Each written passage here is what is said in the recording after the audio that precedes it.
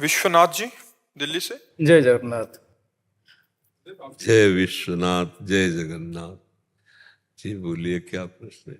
कर्म क्या है, विकर्म क्या है, अकर्मण्य क्या है, कर्म को अकर्म और कर्म को कर्म योग में कैसे बदला जा सकता है, अकर्म को कर्म योग भी कहा जाता है क्या, हम कर्म की गति को कैसे जान सकते हैं? कर्मणा गहनो गति, पहली बात समझे। जो हम वासनाओं से प्रेरित होकर के क्रिया करते हैं उसे कर्म कहते हैं। जो शास्त्र से प्रेरित होकर के क्रिया करते हैं उसे शुभ कर्म करते हैं। जो हम वासनाओं से प्रेरित करते हैं ना, जैसे हमारे अंदर काम की, क्रोध की, लोभ की, मोह की वृत्तियां हैं, तो उनसे पहले अंदर संकल्प विकल्प बनता है, फिर जो क्रिया होती है वो कर्म बनता है, वो अशुभ हो जाता है। और जो शास्त्र सम्मत होता है वही काम शास्त्र सम्मत भोगा जाए, वही क्रिया शास्त्र सम्मत हो तो शुभ हो जाता है। शुभ और अशुभ ये जब तक होते रहेंगे तब तक हमारा जन्म और मरण होता रहेगा। अब पहली बात तो हमें निषिद्ध कर्म का त्याग करना है और शुभ कर्म का कर्ता भाव त्याग करना है, तो अकर्म हो जाएगा। कर्म होते हुए भी वो शुभ कर्म आपको बांध नहीं पाएगा। जैसे भगवान ने कहा अवश्य में भोक्तव्यम कृतम कर्म शुभाशुभम, दो प्रकार के कर्मों की बात कही, शुभ और अशुभ कर्म। जो अकर्म है वो अकर्ता के द्वारा होता है, कर्ता के द्वारा नहीं। जो अकर्ता है क्या करता है? गुणानुगुण वर्तन्ते मनुष्या पार्थ सर्वसा। गुणों की प्रेरणा से प्रकृतिजन्य करण और उन्हीं से क्रियाएं हो रही, मैं दृष्टा मात्र हूं। तो शुभ कर्म कर्ता भाव रहित तो अकर्म हो गया। और ये जीवन भर बड़े बड़े महापुरुषों से भी होता रहता है, शुभ कर्म कर्ता भाव रहित। और जो अशुभ कर्म है वो तो वासना से प्रेरित कर्ता भाव से ही हैं, लेकिन जो शुभ कर्म कर्ता भाव से वो भी बंधनकारक है। वो पुण्य क्षीणे मृत्यु लोके विसंति, लेकिन योग तो नहीं हुआ ना। कर्म योग तब बनेगा जाके जब हमारा कर्ता भाव ना हो, ना हमारा शरीर है, ना हमारी इंद्रियां हैं। ये सब भगवान की दी हुई है और ये सृष्टि भगवान की है, परिवार भगवान का है, इससे सेवा कर रहे हैं और वो सेवा धर्म भगवान को समर्पित है। जब भक्ति मार्ग का भाव लेकर नाम जप करते हुए सारे कर्म भगवान की प्रसन्नता के लिए करते हैं तो बंधन कट जाता है। या निष्काम भाव से संसार को भगवत स्वरूप मान करके, और ये पूरा शरीर इंद्रियां सब भगवान की दी हुई, आपकी थोड़ी है, भगवान की दी हुई ना। ये भगवान की पूरी सृष्टि है, तो प्रकृति के द्वारा जो हमारी सेवा बनी इस वो निष्काम भाव, तो कर्म योग बन जाता है। सुख दुख लाभ हानि जय पराजय इसमें समभाव रखने वाला और संपूर्ण निष्कामता हर क्रिया में, वो कर्म योगी होता है। प्रकृति का जितना भी कार्य हो रहा है प्रकृति से ही हो रहा है। कभी देखा है क्या स्वरूप में कभी कोई कर्ता भाव है क्या? स्वरूप में कभी कोई हलन चलन, कोई अभाव, कोई चाहत, स्वरूप में कभी नहीं। आप थोड़ा समझ पा रहे नहीं हमारी बात? जितना है अंतःकरण और शरीर में है। अंतःकरण और शरीर ये माया द्वारा रचित है, स्थूल शरीर, सूक्ष्म शरीर, कारण शरीर। और आप जो हैं इन तीनों शरीरों को जानने वाले हैं। आपके द्वारा इन तीनों शरीरों में हलचलन हो रही है, पर आप करता नहीं है। जो सबकर परम प्रकाशक जो ही, जैसे विषय का प्रकाश इंद्रियों से, इंद्रियों का प्रकाश मन से, मन का प्रकाश बुद्धि से, और जो बुद्धि का भी प्रकाशक है वो आप है, आत्मा। सबकर परम प्रकाश, लेकिन असंग है वो, कोई कामना नहीं है। तो कामना नहीं है जो हमारे स्वरूप में, उसी बात को हमको साक्षात्कार करना है। ब्रह्मभूता प्रसन्नात्मा न सोचते न कांक्षत। और कामनाएं इतनी हैं अंतःकरण में और उन्हीं से प्रेरित होकर कर्म हो रहे हैं, कोई शुभ कोई अशुभ, और वो उसका कर्ता बन रहा है। तो यही पुनरपि जननम पुनरपि मरणम पुनरपि जननी जठरे शयनम। अब अकर्म हो जाए, कर्म होते हुए भी अकर्म हो जाए, फल देने लायक न रह जाए, वो होता है निष्काम भाव से भगवत समर्पित। तो जैसे भुना हुआ दाना पुनः उसमें अंकुरण नहीं होता, ऐसे जो कर्म भगवत अर्पित होते हैं या जो कर्म निष्काम भाव से किए जाते हैं वो योग बन जाते हैं, और ऐसे जो कर्म किए जाते हैं वो बंधन कारक होते हैं। उसे अवश्य में भोक्तव्यम कृतम कर्म शुभा अशुभम, शुभ और अशुभ। लेकिन वही कर्ता भाव त्याग करके, अब कर्ता भाव ऐसे त्याग देगा, बिना अंतःकरण पवित्र हुए, बिना सदगुरु का सेवन किए, बिना तत्व ज्ञान हुए कर्ता भाव छूट जाएगा क्या? लाख समझाओ लेकिन रहता है ना, मैं खा रहा हूं, मैं देख रहा हूं, मैं पी रहा हूं, मैं चल रहा हूं, मैं सू। और वो पुरुष कैसा होता है? वो देखता हुआ, सुनता हुआ, खाता हुआ, पीता हुआ, चलता हुआ, भोगता हुआ भी कुछ नहीं करता। विषयान ग्रहणन तो मुंचंत हुआ। अब ये टेढ़ी खीर के लिए ही साधना बताई गई है। प्रणिपातेन महापुरुषों के सामने जाओ, साष्टांग दंडवत करो और उनके द्वारा बताई हुई साधना को करो। जैसे ज्ञान मार्ग में चलना है तो विवेक, सत असत का पूर्ण निर्णय करने वाला शुद्ध विवेक, वैराग्य, लोक परलोक के समस्त भोगों से वैराग्य, शम इंद्रियों का निग्रह, दम मन का निग्रह, तितिक्षा महान सहनशील, समाधान चित्त का परमात्मा चिंतन में निरंतर रमण करना, मुमुक्षता इसी जन्म में मुझे भगवत प्राप्ति हो, मैं मुक्त हो जाऊं, ये संपत्ति होना आवश्यक है। भक्ति में निरंतर भगवान कह रहे मच्चित्ता मदगत प्राणा बोधयंता परस्परम कथयंचित माम नित्यम तुष्यंति च रमन्ति च तेषाम सतत युक्तानाम भजताम प्रीतिपूर्वकम ददामि बुद्धि योगम तम इन माम उपयांति ते। हो गया बुद्धि योग। मेरे में चित्त अर्पित कर दे, मेरे में प्राण अर्पित कर दे, मेरी ही वार्ता कर, मेरा ही चिंतन कर और सतत मेरा नाम जप कर। अगर सतत जप करेगा तो तुम्हारी बुद्धि मेरे में स्थित हो जाएगी, मैं तुम्हारी बुद्धि में स्थित हो जाऊंगा। योग का मतलब ये होता है परमात्मा स्थिति। भगवान कह रहे हैं मय्येव मन आदस्सो मैं बुद्धि में निवेश है।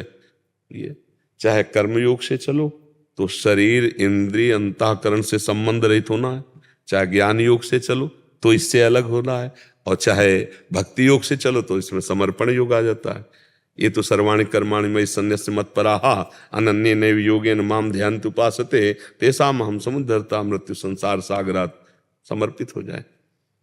बिना भगवत समर्पित हुए, बिना निष्काम हुए, बिना स्वरूप बोध हुए योग नहीं बनता है, क्योंकि वो कामना, वासना, इच्छा इसी को लेकर के कर्म होते हैं, और फल पर इतनी आसक्ति होती कि अनुकूल आया तो हर्षित, प्रतिकूल आया तो शोकित, वो द्वंद्वों के अंतर्गत रहता है। लेकिन द्वंद्व विमुक्ता ये स्थिति तो योगी की होती है, कर्म योगी की। और जो सुख दुख समय कृत्वा लाभा लाभो जया जयो, ये कर्म योगी का भाव होता है। सुख दुख में, लाभ हानि में, जय पराजय में समान भाव रहता है। तो जो कर्म की बड़ी सूक्ष्म गति है, पर मोटा मोटा इतना समझ लीजिए कि जब तक करता है तब तक उसका योग नहीं हो सकता, वो बंधन कारक है। चाहे उसे अकर्म कहो, चाहे विकर्म कहो, चाहे शुभ कर्म कहो, चाहे निषिद्ध कर्म कहो, करता है वो बंधा हुआ है ऊंचे नीचे लोकों में। करता हटा सब खत्म। जैसे भुना हुआ बीज कभी अंकुरित नहीं होता, ऐसे उसका कर्म उसे बांध नहीं।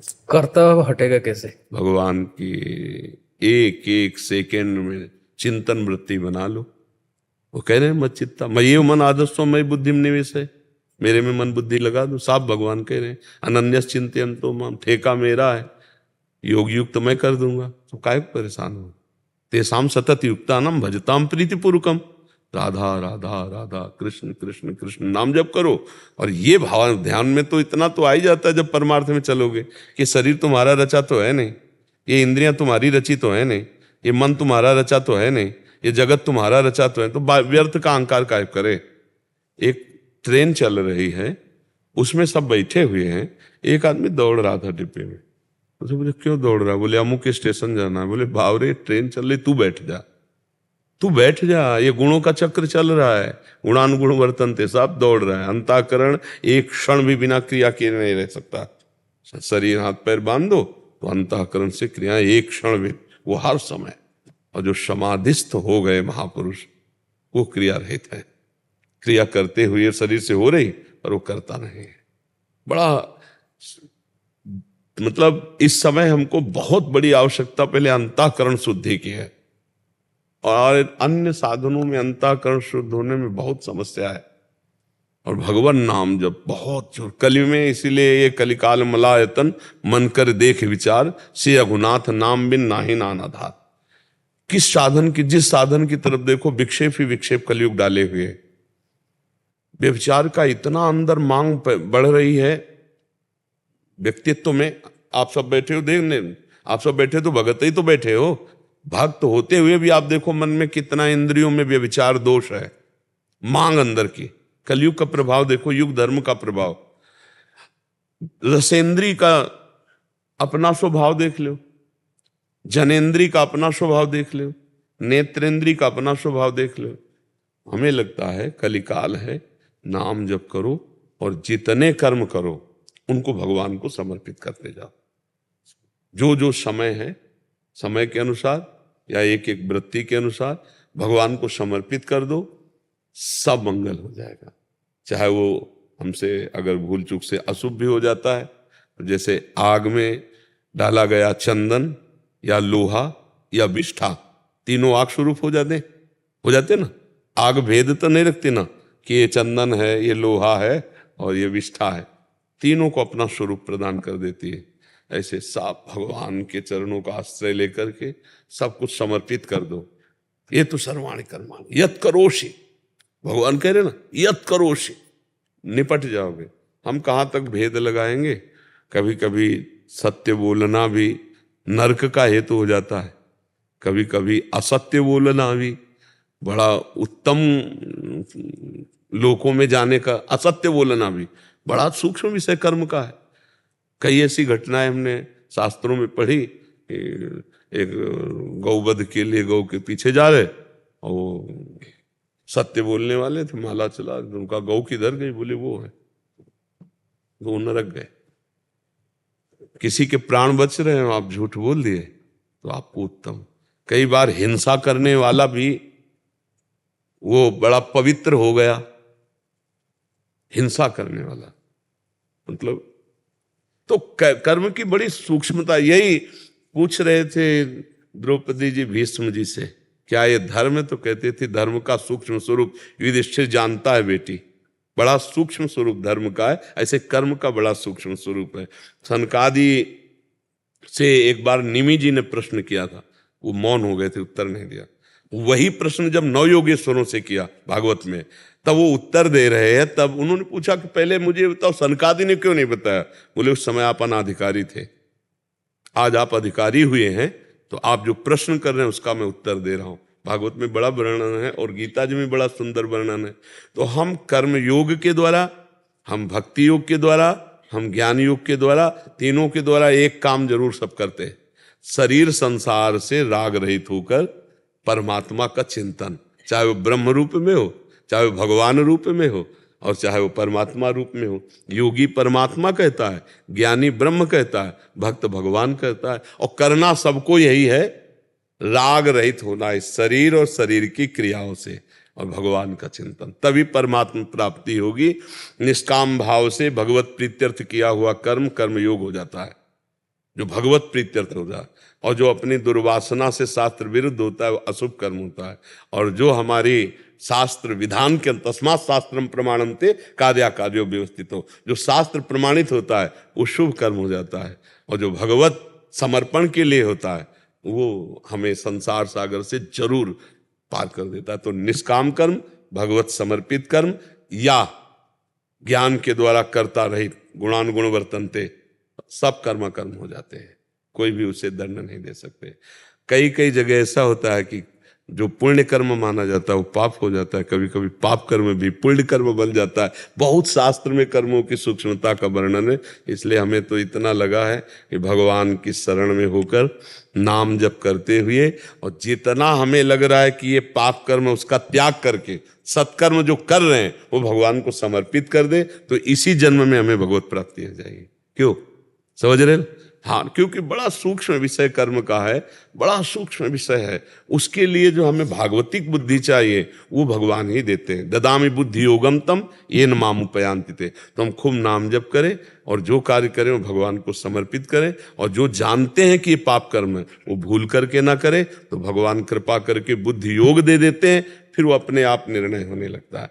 फिर जैसे अर्जुन के रथ का लगाम भगवान पे पकड़े घोड़ों की बैठे ना, ऐसे यही भगवान हृदय में बैठ जाते, फिर उससे गलती नहीं होती। भगवान ही ज्ञान स्वरूप होकर बैठ जाते हैं और वो संभाल लेते हैं। तब एक एक सूक्ष्म बात समझ में आती है। ऐसे बहुत बुद्धि मलिन है, बहुत स्थूल बुद्धि हो गई, भोग बुद्धि हो गई। सोचो कामना के बिना हम रह कैसे सकते हैं, ऐसी बुद्धि निर्णय दे रही। कर्म करना, कर्तव्य पालन करना, समाज सेवा करना, लेकिन भगवत प्राप्ति के लिए, वो वासना की पूर्ति के लिए नहीं। लेकिन हमें लग रहा है कि 100 में कोई एक आध भले विचारवान हो, नहीं तो 100 के 100 ही केवल वासना पूर्ति के लिए कर्म हो रहा है, भगवत प्राप्ति के लिए नहीं। कर्म योग नहीं बन रहा, कर्म बन रहा है। निष्काम भाव से कहाँ, अगर हम किसी को पानी भी पिला देते हैं तो आशा रखते हैं कोई धन्यवाद बोले, नहीं आशा रखते, तो फिर कर्म निष्काम कहाँ हुआ। तो हमें लगता है कि इस कलिकाल में भगवान का नाम जप और जो कर्म जैसे वो भगवान को समर्पित, तो भगवान हमारी बुद्धि शुद्ध कर देंगे। फिर हमें समझ में आ जाएगा कि हमारा कल्याण, हमारा भगवत प्राप्ति या तत्व ज्ञान बिल्कुल सहज सरल हो जाएगा। नहीं तो बहुत कठिन है। छोटी छोटी ऐसे अपराध की प्रवृत्तियां हैं कि जन्म भर के किए हुए सुकृत कर्म सब भस्म हो जाए। मान लो एक वैष्णव निंदा कर दो तो किए सुकृत बहु जन्म के क्षण में डायरेक्ट हो। एक कर्म सारे कर्मों को भस्म कर देगा, जितने सुकृत है। भगवत प्राप्ति तो अत्यंत दुर्लभ। इसलिए कलयुग में या हर युग में भगवान के चरणों का आश्रय और भगवान के भगवत प्रेमी महात्माओं से सत्संग, चर्चा और नाम जप और सारे कर्तव्य कर्म, घर परिवार मकान नौकरी जितना भी जो, वो सब भगवान को समर्पित, तो इसी जन्म में भगवत प्राप्ति हो जाएगी। अगर हमारी बात समझ में आ रही हो, समझ में आ रही?